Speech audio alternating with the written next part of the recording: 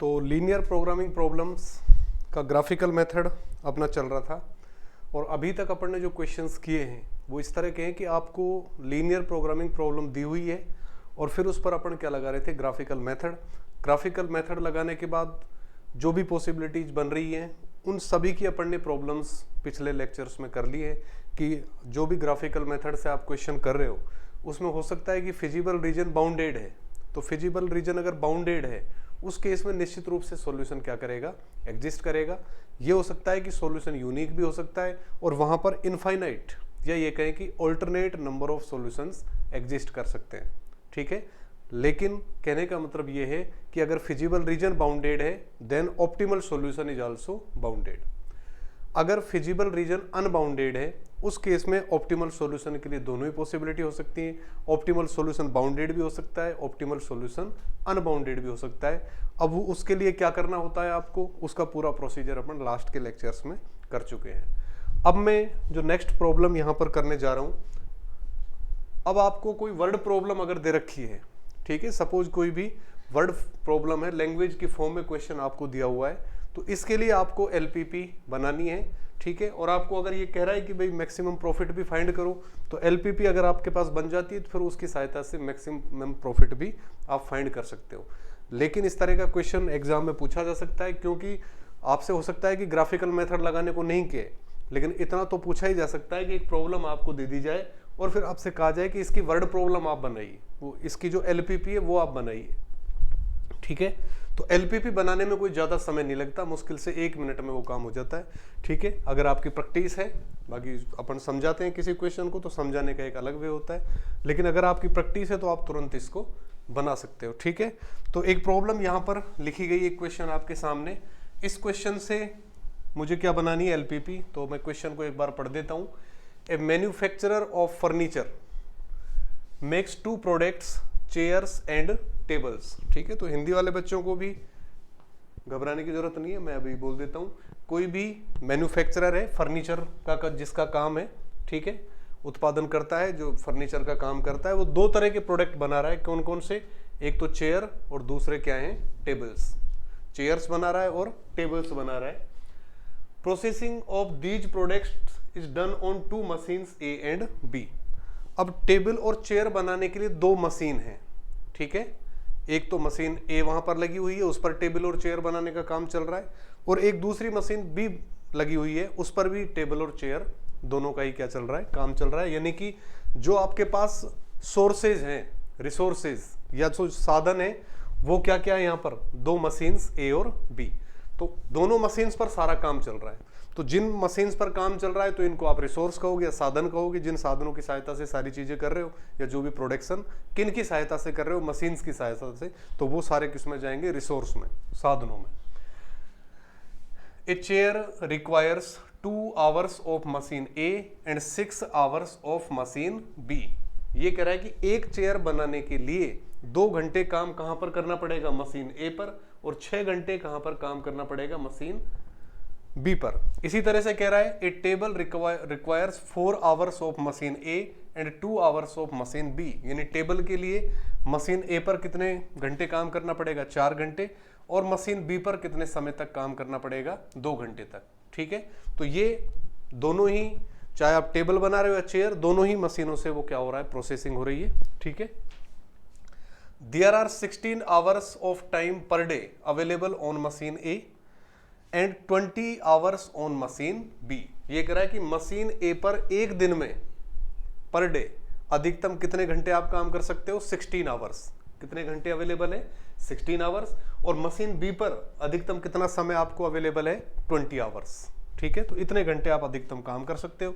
Profit obtained by the manufacturer from a chair and table is 3 rupees and 5 rupees respectively. यानी कि अगर एक chair वो produce कर रहा है तो चेयर को जब वो बेचेगा तो जो उसको प्रॉफिट मिल रहा है वो कितना है, 3 रुपीज का एक चेयर पर, और टेबल पर उसको कितना प्रॉफिट मिल रहा है, 5 रुपीज का। Formulate the LPP for the daily production of the chairs and tables so as to maximise the profit of the manufacturer. कि ये डेली बेसिस पर आपको यहाँ पर एक एलपीपी बनानी है कि उसको मैक्सिमम प्रॉफिट कितना होगा, उसके लिए आपको यहाँ पर एक एलपीपी का, लीनियर प्रोग्रामिंग प्रॉब्लम का क्या करना है, फॉर्मुलेशन करना है, ठीक है, तो ये क्वेश्चन आपको दिया हुआ है। इसको करने के लिए क्या करोगे आप, सबसे पहले तो मैं क्या लिखूंगा, रिसोर्स यानी कि जो भी साधन अपने पास है, साधन, ठीक है। तो साधन कौन कौन से हैं मेरे पास, दो मशीन है, एक तो मशीन ए है और दूसरी मशीन क्या है मेरे पास, बी, ठीक है। तो ये तो मेरे पास रिसोर्स हो गए। उसके बाद मुझे लिखने प्रोडक्ट,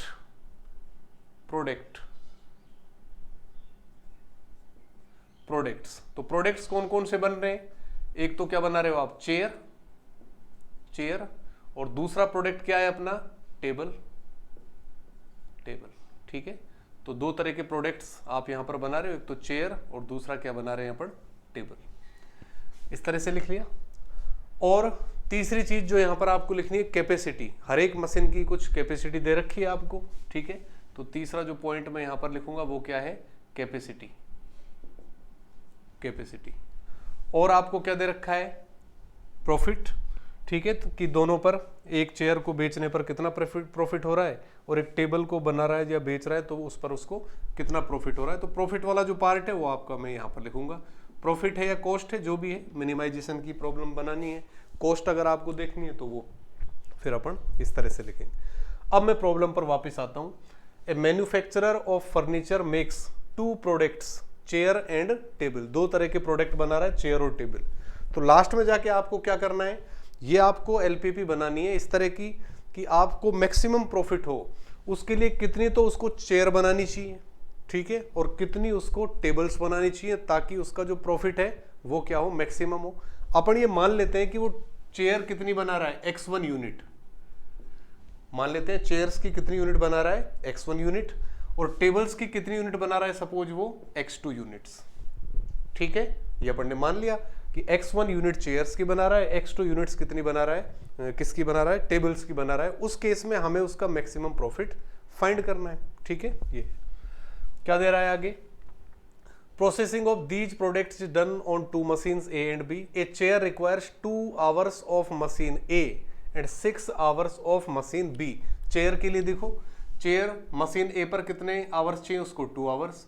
चेयर को मशीन बी पर कितने आवर्स चाहिए, 6 आवर्स। ये लिखा हुआ है, ठीक है। A chair requires 2 hours on machine A and 6 hours of machine B. इसी तरह से टेबल पर मैं हूं, a table requires 4 hours of machine A. तो मशीन ए पर कितने आवर्स चाहिए टेबल को, 4 hours, and 2 hours of machine B. Machine B पर कितना समय चाहिए उसको, 2 आवर्स, ठीक है। There are 16 hours of time per day available on machine A. Machine A की जो कैपेसिटी है यानी अधिकतम जो कितना समय तक आप उस पर काम कर सकते हो, 16 आवर्स तक। तो मशीन ए की कैपेसिटी क्या लिख दी मैंने, 16 hours, and 20 hours on machine B. Machine B की कैपेसिटी क्या दे रखी है इसने, 20 hours per day. Profit obtained by the manufacturer from a chair and table is 3 and 5 rupees. यानी कि जो प्रॉफिट है, एक चेयर को बेचने पर जो प्रॉफिट हो रहा है वो कितना हो रहा है, 3 रुपीज, और एक टेबल को बेचने पर, टेबल की सीध में मैं लिखूंगा प्रॉफिट कितना हो रहा है, 5 रुपीज। अब इसकी एलपीपी आपको फॉर्मुलेट करनी है, ठीक है। तो टोटल जो प्रॉफिट हुआ, ठीक है, प्रॉफिट जो हुआ आपका पर डे, ठीक है। तो एक चेयर पर जो प्रॉफिट है उसका कितना है, 3 रुपीज। अपन कितनी चेयर बना रहे हैं, x1 चेयर, तो x1 चेयर्स का प्रॉफिट कितना हो गया, 3x1। इसी तरह से एक टेबल का प्रॉफिट क्या है, 5 रुपीज। तो x2 टेबल अगर आप बना रहे हो, x2 यूनिट्स उसके आप बना रहे हो, तो प्रॉफिट कितना हो गया, 5x2। तो ये तो चेयर का प्रॉफिट, ये टेबल का प्रॉफिट, तो टोटल प्रॉफिट कितना हो गया, 3x1 प्लस 5x2। यानी कि ये तो अपना क्या हो गया, ऑब्जेक्टिव टोटल प्रॉफिट। तो प्रॉफिट को अपन को क्या करना है, मैक्सिमाइज। तो जो अपना ऑब्जेक्टिव फंक्शन बना वो तो ये बन गया, maximum of z equal to 3x1 और प्लस 5x2। ये तो मेरा क्या बन गया, ऑब्जेक्टिव फंक्शन, ठीक है, ऑब्जेक्टिव फंक्शन, ऑब्जेक्टिव फंक्शन। आगे देखो आप, यहां से देखो कंडीशन, मशीन ए के लिए जो मशीन चेयर का जो काम है वो मशीन ए पर कितने आवर्स चल रहा है, चेयर को बनाने के लिए 2 आवर्स मशीन ए पर और 6 आवर्स मशीन बी पर। और इसी तरह टेबल के लिए 4 आवर्स मशीन ए पर और 2 आवर्स मशीन बी पर। अगर मैं मशीन ए की बात करूं तो मशीन ए पर 2 आवर्स तो चेयर के लिए आ रहा है, 4 आवर्स किसके लिए, टेबल्स के लिए, और जो मैक्सिमम टाइम अवेलेबल है मशीन ए पर वो कितना है, 16 आवर्स। यानी क्या बन जाएगी, subject to conditions 2 into x1, 2 into x1, क्योंकि एक चेयर के लिए जो समय स्पेंड किया गया वो 2 आवर्स है, तो x1 चेयर्स के लिए कितना समय हो जाएगा, 2x1, और प्लस इसी तरह से x2 टेबल्स के लिए कितना हो गया, 4x2। तो मशीन ए की जो कैपेसिटी है, अधिकतम जो ये समय जितना दिया जा रहा है टेबल और चेयर और टेबल पर, वो मैक्सिमम कितना है, 16। यानी कि ये जो समय है वो क्या होगा, लेस देन इक्वल टू 16। या तो आप 16 आवर्स काम कर सकते हैं या 16 आवर्स से कम काम करेंगे। ज़्यादा से ज़्यादा कितना काम कर सकते हो आप, 16 आवर्स तक कर सकते हो। तो ये आपका आ गया। इसी तरह सेम मशीन बी के लिए आप लिखोगे तो क्या हो जाएगा, 6x1 और प्लस 2x2 प्लस 2x2, और इसकी कैपेसिटी क्या है, तो ये आ जाएगा लेस देन इक्वल टू 20। तो ये इसका क्या बन गए, दोनों सब्जेक्ट टू कंडीशंस, जो भी आपके कंस्टेंट्स होते हैं या व्यवरोध होते हैं। और लास्ट जो चेयर्स बना रहे हो, चेयर्स की कितनी यूनिट्स बनाई है आपने, x1 यूनिट्स, टेबल्स की कितनी यूनिट्स बनाई है आपने, x2 यूनिट्स। इसका मतलब जो यूनिट्स बना रहे हो टेबल और चेयर्स की, वो कभी भी लेस देन 0 नहीं हो सकती, ठीक है। या तो हो सकता है कि कोई भी टेबल या चेयर आप नहीं बना रहे हो, या फिर कोई ना कोई बनाओगे आप, तो आप लिख सकते हो and x1, x2 are greater than equal to 0। तो ये अपना एलपीपी का फॉर्मुलेशन हो गया, ठीक है। Maximum of z equal to 3x1 plus 5x2, check कर सकते हैं अपन। Maximum of z equal to 3x1 plus 5x2, 2x1 plus 4x2 less than equal to 16, 6x1 plus 2x2 less than equal to 20, and x1, x2 greater than और equal to 0। तो इस तरह से अगर कोई प्रॉब्लम आपको दी हुई है तो आप उसके लिए एलपीपी का फॉर्मुलेशन कर सकते हैं, ठीक है। एक और क्वेश्चन अपन लेते हैं, इसको एक बार आप नोट करिए। नेक्स्ट क्वेश्चन अपन लिखते हैं।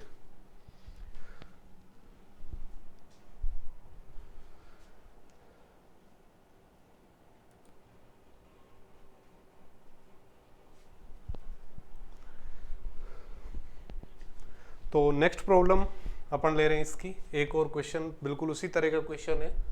उसी तरह से आप एक छोटी सी टेबल बना सकते हैं और उससे फिर इसके करस्पॉन्डिंग अपन क्या फाइंड करेंगे, एलपीपी फाइंड करेंगे। तो क्वेश्चन क्या दे रखा है, देखो आपको, a firm can produce 3 type of products. तो 3 तरह के प्रोडक्ट हैं, कोई भी फर्म है जो उनको प्रोड्यूस कर रही है, बना रही है। कौन कौन से प्रोडक्ट हैं, C1, C2 और C3। तो 3 तरह के तो क्या हो गए, प्रोडक्ट, ठीक है। और क्या है, 3 kinds of wool are required for it, ठीक है। तो 3 तरह की जो वूल है, यानी कि जो ऊन है, उसकी उस प्रोडक्ट को बनाने के लिए जरूरत पड़ रही है। किस किस तरह की वूल, एक तो रेड कलर, एक ग्रीन कलर और एक ब्लू कलर की वूल। इन 3 तरह की वूल्स की जरूरत पड़ेगी। यानी कि जो रिसोर्सेज यहाँ पर हुए वो क्या हो गए, वूल हो गए। भाई प्रोडक्ट को किसकी सहायता से बना रहे थे लास्ट क्वेश्चन में, मशीन्स पर। अब यहाँ पर जो प्रोडक्ट है उसके लिए जो रिसोर्सेज बन रहे हैं वो क्या है, वूल। 3 तरह के वूल आपको चाहिए, कौन कौन से, red, green and blue. 1 unit length of cloth C1 needs. अगर क्लॉथ C1 की 1 यूनिट आप बना रहे हो, 1 यूनिट, तो उसके लिए देखो क्या चाहिए आपको, 2 मीटर तो क्या चाहिए, रेड वूल चाहिए, 3 मीटर किसकी चाहिए, ब्लू चाहिए, और 1, बस यही 2 ही तरह के चाहिए प्रोडक्ट C1 बनाने के लिए। 2 मीटर तो रेड के और 3 मीटर क्या, ब्लू वूल चाहिए आपको। इसी तरह से अगर 1 यूनिट प्रोड्यूस करनी है आपको प्रोडक्ट C2 की, उसके लिए 3 मीटर तो किसके चाहिए, रेड के लिए, 2 मीटर ग्रीन और 2 मीटर ब्लू वूल की क्या पड़ रही है, जरूरत पड़ रही है। इसी तरह से अगर C3 यूनिट की एक C3 जो प्रोडक्ट है उसकी अगर 1 यूनिट आप बना रहे हैं तो उसके लिए 5 मीटर ग्रीन और 4 मीटर ब्लू वूल की जरूरत पड़ रही है। The firm has only a stock of 16। अब जो फर्म के पास अवेलेबल स्टॉक है, यानी कि जो रेड वूल है उसका तो कितनी अवेलेबल है, 16 मीटर, ठीक है। ग्रीन वूल कितनी अवेलेबल है, 20 मीटर, और इसी तरह से 30 मीटर कौन सी वूल अवेलेबल है, blue. It is assumed that income obtained from 1 unit of C1। अब ये इनकम दे दी, यानी कि प्रॉफिट दे दिया, यानी कि जो C1 जो प्रोडक्ट है उसकी 1 यूनिट पर कितने रुपए की इनकम हो रही है, 6 रुपए की, 6 रुपीज़ की। C2 यूनिट के C2 जो प्रोडक्ट है उसकी 1 यूनिट पर कितनी इनकम हो रही है 10 रुपीज़ की, और C3 प्रोडक्ट की 1 यूनिट पर कितनी रुपीज़ की इनकम हो रही है 8 रुपीज़ की। Determine how the firm should use the available material so as to maximise the income from the finished goods clothes. तो आपको ये बताना है कि कौन से टाइप के कितने क्लोथ्स बनाए, वो कितनी यूनिट्स उसको प्रोड्यूस करनी चाहिए ताकि उसका जो प्रॉफिट है वो क्या हो, मैक्सिमम हो। ठीक है, तो इसकी भी मैं एलपीपी बनाऊंगा, और अगर प्रॉफिट आपको फाइंड करना है तो फिर उस एलपीपी को अपन ग्राफिकल मेथड से क्या कर सकते हैं, सॉल्व कर सकते हैं। तो क्या कर रहे हैं देखो, इसके अंदर सबसे पहले तो क्या लिख रहे हैं अपन, रिसोर्स। तो रिसोर्स तो क्या है यहाँ पर, वूल कौन कौन से हैं, 3 तरह से मैं यहाँ पर लिख रहा हूं, रेड, ग्रीन और ब्लू। रेड, ग्रीन और ब्लू, ठीक है, इस तरह से। फिर क्या है, प्रोडक्ट। तो प्रोडक्ट कौन कौन से बना रहे हैं यहाँ पर, एक तो C1, दूसरा C2 और तीसरा प्रोडक्ट क्या है C3। 3 तरह के प्रोडक्ट बन रहे हैं। और फिर कौन सी कितनी वूल अवेलेबल है, यानी कि जो कैपेसिटी है वो आप लिखोगे इधर, कैपेसिटी। ठीक है, इधर अपन जो भी अपना प्रॉफिट है वो लिखेंगे, प्रॉफिट। अब इस टेबल को मैं तैयार करता हूं। देखो, तो अपन ये मान लेंगे कि जो C1 प्रोडक्ट है उसकी कितनी यूनिट्स बना रहा है X1, C2 प्रोडक्ट की सपोज X2 और C3 प्रोडक्ट की सपोज कितनी यूनिट्स बन रही हैं, X3 यूनिट्स बन रही हैं। अब आप देखो, 3 kinds of wool required for it to, red, green, blue. 1 unit length of C1। अब अपन C1 की बात करें, C1 की 1 यूनिट लेंथ के लिए या 1 यूनिट बनाने के लिए आपको क्या चाहिए, 2 मीटर ऑफ रेड और 3 मीटर ब्लू। रेड तो कितना चाहिए 2 मीटर और ब्लू कितना चाहिए 3 मीटर। बस C2 के लिए 3 मीटर तो कितना, अब जो नहीं आ रहा है उसको 0 कर देंगे। C2 के लिए 3 मीटर तो क्या हो गया red, 3 metre red, 2 metre green और क्या है 2 मीटर ब्लू। तो ये इसके लिए आ गया C2 के लिए। C3 के लिए 5 मीटर तो क्या ग्रीन, तो ग्रीन 5 मीटर 5, ओके, और 4 मीटर ब्लू तो इसकी जरूरत नहीं है, तो ये 0 हो गया। The firm has only a stock of 16 metre red wool, यानी जो स्टॉक में रेड जो वुल है वो कितनी अवेलेबल है 16 मीटर। इसी तरह से ग्रीन कितनी अवेलेबल है 20 मीटर और ब्लू कितनी अवेलेबल है 30 metre. Clear. It is assumed that income obtained from 1 unit of C1 product की 1 यूनिट की जो इनकम है वो कितनी है 6 रुपीज, C2 की कितनी है 10 रुपीज और C3 प्रोडक्ट की कितनी है 8 रुपीज। ठीक है, तो ये अपनी टेबल तैयार हो गई। अब इसकी सहायता से आप बना सकते हो, ये प्रॉफिट है तो 1 यूनिट अगर मैं ले रहा हूँ C1 प्रोडक्ट की, उस पर कितना प्रॉफिट हो रहा है आपको 6 रुपीज का।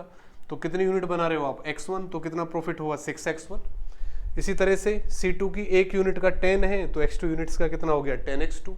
C3 प्रोडक्ट की 1 यूनिट बना रहे हो, ठीक है, तो उसका प्रॉफिट अगर 8 रुपीज है तो X3 यूनिट्स का क्या हो गया 8X3। तो टोटल प्रॉफिट कितना हुआ 6X1 प्लस 10X2 और प्लस 8X3, यानी कि जो ऑब्जेक्टिव फंक्शन बना maximum of Z equal to किसके बना 6X1 और प्लस 10X2 और प्लस 8X3। ये तो ऑब्जेक्टिव फंक्शन बन गया। सब्जेक्टिव कंडीशन, अब रेड वुल के लिए देखो आप अधिकतम कितनी अवेलेबल है 16 और C1 वो जो प्रोडक्ट है उसमें कितनी जरूरत पड़ रही है 2 मीटर की, C2 में 3 मीटर की, C3 में उसकी जरूरत नहीं है। यानी कि अगर C1 वाला प्रोडक्ट बना रहे हैं उसकी X1 यूनिट बना रहे हैं तो कितनी रेड वुल काम में आ गई 2X1 और प्लस इसी तरह से 3 क्या हो गया X2, X3 वाला काम में आ ही नहीं रहा तो 0 और अधिकतम कितनी अवेलेबल है 16, तो which is less than equal to 16। यानी कि रेड वुल जितनी भी आपके काम में आ रही है ज्यादा से ज्यादा कितने काम में ले सकते हो आप 16 मीटर या 16 मीटर से कम काम में लेनी। ग्रीन के लिए इसी तरह से मैं लिखूं तो 0X1 तो ये आ गया 2X2 और plus 5X3 less than equal to 20 और फिर ब्लू के लिए लिखे अपन तो क्या है 3x1 प्लस 2x2 और plus 4x3 is less than equal to 30 and और ये आपको पता है कि जो भी प्रोडक्ट आप बना रहे हो, कितनी यूनिट बना रहे हो, वो कभी नेगेटिव नहीं हो सकता। इसका मतलब क्या हुआ, x1, x2, x3 these all are greater than और इक्वल टू 0। ठीक है, तो इस तरह से आप प्रॉब्लम जो भी आपको दे रखी है वर्ड प्रॉब्लम, उसके करस्पॉन्डिंग क्या बना सकते हो, एलपीपी। ठीक है, तो ये मेरे पास इसकी एलपीपी आ गई। Maximisation of Z 6x1 plus 10x2 plus 8x3, 2x1 plus 3x2 less than equal to 16 आ रहा है, 2x2 plus 5x3 less than equal to 20, 3x1 plus 2x2 plus 4x3 less than equal to 30 and x1, x2, x3 greater than equal to 0।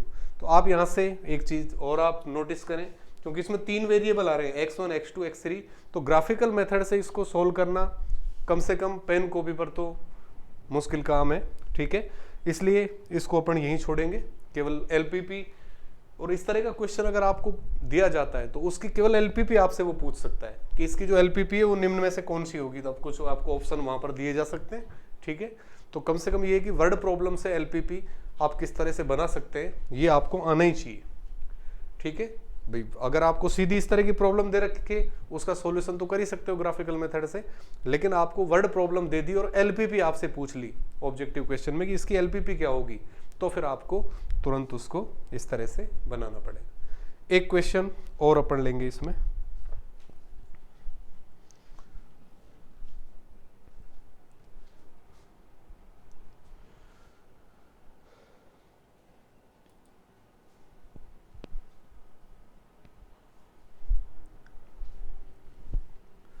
तो next question अपन इसका लें। Next question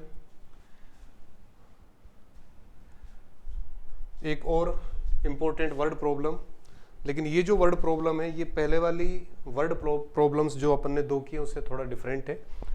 इसमें जो table की form है अगर वो अपन देखें तो वो काम नहीं करेगी। इसमें आपको अपना माइंड ही इसमें चलाना पड़ेगा कि किस तरह से आप इसकी प्रॉब्लम कंस्ट्रक्ट कर सकते हैं, एलपीपी इसके करस्पॉन्डिंग आप बना सकते हैं। क्या दे रहा है देखो, old hens can bought 8 rupees two each, young ones 8 rupees 5 each. ठीक है, तो हेन्स हैं मुर्गियां। ठीक है, तो जो ओल्ड हेन्स हैं उनकी जो कीमत है, यानी कि एक हेन की जो कीमत है वो कितनी है, 2 रुपीज, और जो यंग हेन है उसकी एक हेन की जो कीमत है वो कितनी है, 5 रुपीज। ठीक है, ये तो क्या दे रखी है, कॉस्ट दे रखी है। तो जो भी चीज अवेलेबल है वो मैं लिख देता हूं। जो हेन है उनकी कॉस्ट दे रखी है। तो हेन्स तो कौन कौन सी यहाँ पर, एक तो ओल्ड और दूसरी किस टाइप की, यंग टाइप की। और मैं इधर लिख देता हूँ कॉस्ट। एक ओल्ड हेन की जो कॉस्ट है वो 2 रुपीज है, एक यंग हेन की जो कॉस्ट है वो कितनी है, 5 rupees. Okay, the old hens lay 3 eggs per week and young hence ले 5 एग्स पर वीक। ये कह रहा है कि पर वीक जो एग्स हैं वो कितने प्रोड्यूस हो रहे हैं, एग्स पर वीक। तो पर वीक जो एग्स हैं, ओल्ड हेन तो कितने एग प्रोड्यूस कर रही है, 3 एग्स पर वीक, और young hens 5 eggs per week ये प्रोड्यूस हो रहे हैं। ईच एग वर्थ 30 पैसे, यानी कि जो वर्थ है कितने रुपए में एक एग बिक रहा है वो है 30 पैसे। ठीक है, तो जो वर्थ आपको दे रखी है, कॉस्ट जो प्रॉफिट एक तरह से दे रखा है वो कितना है, 30 पैसे। ठीक है, फॉर ईच एग। ए हेन कॉस्ट ₹1 पर वीक टू बी फेड। ठीक है, तो ये कह रहा है कि फेड की जो या भोजन वगैरह जो देते हैं उसकी जो कॉस्ट है पर वीक की, किसकी, पर वीक। एक हेन के जो भोजन का जो खर्च आ रहा है, उसको खिलाने पिलाने का जो खर्च आ रहा है वो कितना है, 1 रुपीज एक हेन का। वो दोनों के लिए लिख दिया, ओल्ड के लिए भी 1 रुपीज है और यंग के लिए भी कितना है, 1 रुपीज। ठीक है, और क्या दिया हुआ है इसमें, only 80 rupees available to spend on purchasing the hens. Hens को परचेज करने के लिए कितने रुपीज अवेलेबल हैं, परचेज करने के लिए टोटल अवेलेबल कितने रुपीज हैं, 80 रुपीज अवेलेबल। तो जो मनी अवेलेबल है हेन्स को परचेज करने के लिए वो कितने रुपए अवेलेबल है आपके पास, 80 रुपीज़ अवेलेबल हैं, यानी कि दोनों तरह की कितनी हेंस आप खरीद रहे हो, ठीक है, उनको अधिकतम कितने रुपए उसके पास हैं, 80 रुपए हैं, उससे ज़्यादा उसके पास नहीं है खरीदने के लिए, ठीक है। 80 rupees available to spend on purchasing the hens and it is not possible to house more than 20 hens at a time. और ये कह रहा है कि जो स्पेस है हेंस का वो कितना है, 20 हेंस, यानी कि अधिकतम 20 हेंस एक साथ रखने का उसके पास स्पेस है। इसका मतलब 20 से ज़्यादा हेंस वो खरीद नहीं सकता, यानी कि दोनों तरह की जो हेंस जो खरीदेगा वो ज़्यादा से ज़्यादा कितनी हेंस खरीद तक सकता है, 20, ठीक है। वो तो स्पेस की कैपेसिटी हो गई, उसकी स्थान की कैपेसिटी, और एक उसके पैसे की कैपेसिटी है कि कितने रुपए से ज़्यादा खर्च नहीं कर सकता वो, 80 रुपये से ज़्यादा उनको खरीदने में खर्च नहीं कर सकता वो, ठीक है। तो ये आपके पास है। तो इसके लिए आपको प्रॉफिट मैक्सिमाइजेशन का क्या बनाना है, आपको एलपीपी फॉर्मुलेट करनी है पर वीक के लिए, कि वो कितने टाइप की कौन सी जो हैन है वो कितनी परचेज करे, कितनी यूनिट्स उनकी परचेज करे, ताकि जो प्रॉफिट है वो क्या हो, मैक्सिमाइज हो। तो अपन मान लेते हैं सपोज X1 तो क्या खरीदता है वो ओल्ड हैन, और X2 सपोज क्या खरीद रहा है वो यंग हैन। X1 नंबर, X1 यूनिट्स तो किसकी, ओल्ड हैंस की खरीद रहा है, और X2 यूनिट्स किसकी खरीद रहा है, वो यंग हैंस की खरीद रहा है। उस केस में मुझे एलपीपी का क्या करना है, फॉर्मुलेशन करना है, ठीक है। तो सबसे पहले मुझे क्या निकालना है, प्रॉफिट, क्या निकालना है, प्रॉफिट पर वीक, पर वीक। तो पर वीक का उसका जो प्रॉफिट है वो क्या है, ठीक है। अब ध्यान रहे ये जो कॉस्ट आ रही है ये हैंस की कॉस्ट है, ये पर वीक नहीं है, ठीक है। जो हैंस वो खरीद रहा है वो पर वीक नहीं है, ठीक है। पर वीक की जो अगर प्रॉफिट मुझे निकालना है, तो प्रॉफिट निकालने का मतलब है कितनी इनकम हो रही है, और उसमें से अगर कुछ खर्च हो रहा है उसको अगर आप निकाल दो, इनकम में से खर्चे को आप निकाल दो, तो क्या आ जाएगा आपके पास, प्रॉफिट। तो प्रॉफिट किस तरह से निकालोगे आप, टोटल प्रॉफिट आप देखो एक वीक में कितने एग प्रोड्यूस हो रहे हैं, यानी कि ओल्ड जो हेंस है वो कितने एग प्रोड्यूस कर रही है, एक हेन 3, तो टोटल कितनी है ओल्ड हेंस, X1, तो कितने एग प्रोड्यूस हुए, 3X1, इतने एग तो किसने प्रोड्यूस कर दिए, ओल्ड हेंस ने। इसी तरह से यंग के केस में कितने हो जाएंगे, 5X2, तो टोटल इतने एग्स एक वीक में प्रोड्यूस हुए। तो इतने एग्स अगर प्रोड्यूस हो रहे हैं तो एक एग की जो दे रखी है क्या वैल्यू, वो कितनी है, 30 पैसे, यानी कि इतने एग्स की कितनी हो गई, इंटू 30 पैसे से मल्टीप्लाई कर देंगे तो 30/100 इतने रुपीज हो गए। तो ये तो उसकी इनकम हो गई कि टोटल इतने एग्स प्रोड्यूस हो रहे हैं, उनको फिर उसने बेचा, 30 पैसे में एक एग उसका बिक रहा है, तो टोटल जितने एग से इतने रुपए में उसके बिक गए, तो ये उसकी क्या है, इनकम।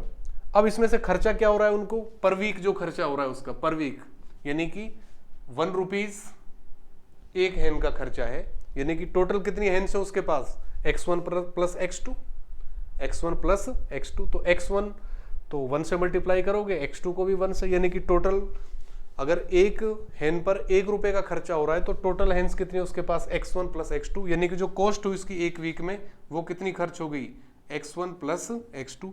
तो इसको अपन इनकम में से निकाल देंगे। कॉस्ट को अगर मैं इनकम में से निकाल दूंगा तो मेरे पास क्या आ जाएगा, प्रॉफिट आ जाएगा। तो प्रॉफिट पर वीक कितना बना, देखो मेरे पास, इसको मल्टीप्लाई करें तो ये हो गया 90/100 into X1 plus 150/100 into X2 minus X1 और माइनस X2, तो ये 0.9 आएगा X1 और माइनस X1 है, तो माइनस का 0.1 बच गया क्या, X1, और प्लस 1.5 X2 माइनस 1 करेंगे तो 1 X2। तो ये तो मेरे पास क्या आ गया, ऑब्जेक्टिव फंक्शन Z आ गया। क्या आ जाएगा मेरे पास, ऑब्जेक्टिव फंक्शन Z आ चुका मेरे पास।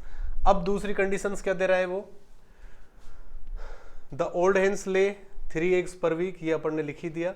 ए हैन कॉस्ट ₹1, इसको भी मैंने काम में ले लिया, to be fed only 80 rupees available to spend on purchasing the hens. Hens को खरीदने के लिए कितने रुपए उसके पास, 80 रुपए अधिकतम। तो सब्जेक्ट टू कंडीशंस आप लिखोगे, आप सब्जेक्ट टू कंडीशंस। तो कॉस्ट देखो, अगर X1 ओल्ड हैन खरीद रहा है X1 तो उसकी कॉस्ट कितनी हो गई, 2X1। इसी तरह से यंग हैन खरीद रहा है, उनकी संख्या X2 है और एक की कीमत 5 रुपीज है, तो X2 की कितनी हो गई, 5X2। तो टोटल इतना रुपए वो खरीदने में खर्च कर रहा है, लेकिन ये जो लिमिट है ये किससे ज्यादा नहीं जानी चाहिए, 80 रुपए से, क्योंकि वो अधिकतम कितने रुपए खर्च कर सकता है, 80 रुपीज। तो this will be less than और इक्वल टू 80। अधिकतम 80 रुपए खर्च कर सकता है, 80 से ज्यादा नहीं कर सकता, या तो 80 करेगा या फिर 80 से कम करेगा। नेक्स्ट इसमें क्या दे रखा है आपको, एक चीज और, and it is not possible to house more than 20 hens, यानी कि स्पेस का भी रेस्ट्रिक्शन दिया हुआ है। ये कह रहा है कि दोनों तरह की जो हेन्स हैं उनको रखने के लिए अधिकतम कितनी जो हेन्स है वो रख सकते हो आप, 20 हेन्स, 20 हेन्स। इसका मतलब टोटल हेन्स कितनी है उसके पास, x1 तो ओल्ड, x2 क्या यंग, तो टोटल हेन्स कितनी हुई x1 प्लस x2। तो ये जो टोटल हेन्स है अधिकतम कितनी होनी चाहिए, 20, यानी इनकी जो संख्या है वो ज्यादा से ज्यादा कितनी हो सकती है, 20 हो सकती है, या 20 से कम होगी। 20 से ज्यादा को रखने का उसके पास स्पेस नहीं है। तो ये इसके क्या बन गई, सब्जेक्ट टू कंडीशंस। और लास्ट में जो भी आप ले रहे हो यहाँ पर, ठीक है, नंबर ऑफ हेन्स x1 है और x2 है, तो वो कभी भी नेगेटिव नहीं हो सकता। इसलिए x1, x2 क्या होगा, ग्रेटर देन और इक्वल टू 0 होगा। तो ये प्रॉब्लम आपकी जो LPP है वो इसके करस्पॉन्डिंग अपन ने कंस्ट्रक्ट कर दी है, ठीक है। तो प्रॉब्लम थोड़ी सी डिफरेंट है। इस केस में जो ऑब्जेक्टिव फंक्शन अपना आ रहा है उसको थोड़ा अलग तरह से निकाला है, क्योंकि यहाँ पर जो टोटल आपकी इनकम है उसमें से जो पर वीक की कॉस्ट है वो भी आपको क्या करनी पड़ेगी, सब्ट्रैक्ट करनी पड़ेगी। तो ये प्रॉब्लम मेरी फाइनली इस फॉर्म में कन्वर्ट हो चुकी है, 0.1 माइनस का इंटू x1 और प्लस क्या है प्लस 1 मिनट, यहाँ अपन ने शायद 1.5 आ रहा था और -1 करेंगे तो क्या आएगा 0.5, क्या आ रहा है 0.5 इंटू x2, ठीक है, ये देख लो आप 1.5 आएगा यहाँ, तो -1 जाएगा उसमें से, तो 0.5 x2 आ गया। इसके अलावा जो कंस्टेंट्स बने 2x1 plus 5x2 less than equal to 80, x1 plus x2 क्या आ गया, less than equal to 20, and x1 x2 are greater than और इक्वल टू 0। तो इस तरह से अगर आपको वर्ड प्रॉब्लम दी हुई है तो वर्ड प्रॉब्लम्स को किस तरह से आप LPPs में क्या कर सकते हैं, कन्वर्ट कर सकते हैं। तो ये भी इंपॉर्टेंट प्रोसीजर है, इस तरह के क्वेश्चन भी आपसे पूछे जा सकते हैं, ठीक है। आप ये मत देखिए कि क्वेश्चन इतना बड़ा है, आप तो ये देखिए कि इसका सॉल्यूशन कितना छोटा है। तो अगर ये क्वेश्चन आपको मिलता है तो ज़्यादा से ज़्यादा इसमें 1 मिनट का समय लगता है अगर आपकी प्रैक्टिस है। तो ये अपनी जो बुक है इसमें और भी बहुत सारे क्वेश्चंस इसके दिए हुए हैं, ठीक है, खूब सारे क्वेश्चंस यहाँ पर दे रखे हैं जो वर्ड प्रॉब्लम्स हैं। आपको एक बेसिक आइडिया यहाँ पर 3 जो प्रॉब्लम्स अपन ने करी हैं उसमें आपको लग गया है। अब आप उन क्वेश्चंस को कर सकते हैं। LPP को सॉल्व करने की आपको अगर लग रहा है करना चाहते हो तो इसको ग्राफिकल मेथड से सॉल्व करके प्रैक्टिस कर सकते हो आप घर पर, तो कोई प्रॉब्लम नहीं है। लेकिन एग्जाम में या तो आपको LPP दी मिलेगी और उस LPP की सहायता से आपसे सॉल्यूशन पूछेगा वो, या फिर आपको अगर वर्ड प्रॉब्लम दे रखी है तो ज़्यादा पॉसिबिलिटी ये है कि आपसे वर्ड प्रॉब्लम के करस्पॉन्डिंग क्या पूछे कि इसकी LPP क्या होगी वो आप फाइंड करिए, ठीक है। तो ये अपना जो ग्राफिकल मेथड है ये यहाँ पर कंप्लीट हो रहा है। ग्राफिकल मेथड के बाद फिर अपन नेक्स्ट जो अपनी क्लास होगी उसमें एक नया टॉपिक अपन स्टार्ट करेंगे। ग्राफिकल मेथड से रिलेटेड सारी चीज़ें अपन ने इसमें कर ली है। ग्राफिकल मेथड से किस तरह से आप सॉल्यूशन निकाल सकते हैं, किस किस कंडीशन में कौन कौन से सॉल्यूशंस वहाँ पर होंगे, और अगर वर्ड प्रॉब्लम आपको दे रखी है उसको कैसे अपन LPP में कन्वर्ट कर सकते हैं, ये सारी चीज़ें अपन ने देखी, ठीक है। तो नेक्स्ट क्लास में अपन इसका एक नया टॉपिक शुरू करेंगे।